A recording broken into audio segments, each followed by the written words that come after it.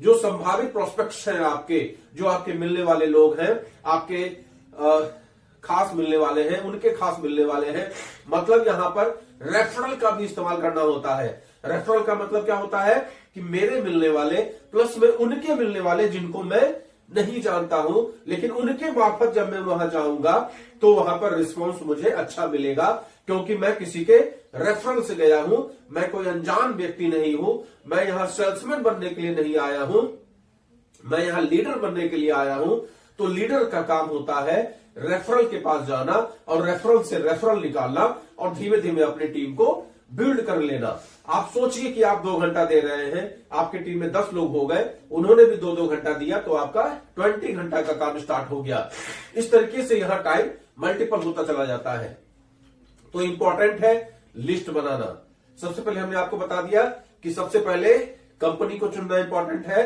Company चुनने के बाद क्या इंपॉर्टेंट है, प्रोडक्ट अच्छे होने चाहिए। कंपनी आपने चुन लिया, आपने ज्वाइन कर लिया, अब आप सीखिए डायरेक्ट सेलिंग बिजनेस को। उसके बाद आपने लिस्ट बनाया, लिस्ट बना के आपने ऐड करना शुरू किया और मैन टू मैन मिलना भी स्टार्ट कर दिया। फिर आपने होम मीटिंग, ग्रुप मीटिंग, जो भी सिस्टम में आपको सिखाया जाता है वो सारा प्रोसेस आपने स्टार्ट कर दिया।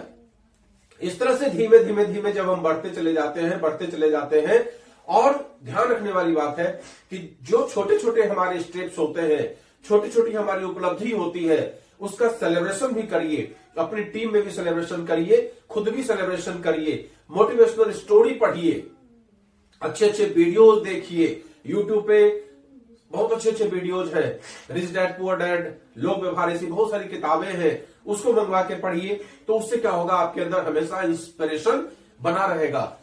एक सबसे इंपॉर्टेंट चीज इस सेक्टर में है कि नो को सुनने की आदत डाल दीजिए, क्योंकि रिजेक्शन जितना आप झेलेंगे उतना ही आपके अंदर परफेक्शन आएगा। तो रिजेक्शन अगर आता है, कोई व्यक्ति आपको नो कहता है, तो आप समझ लीजिए कि वो नेक्स्ट अपॉर्चुनिटी है।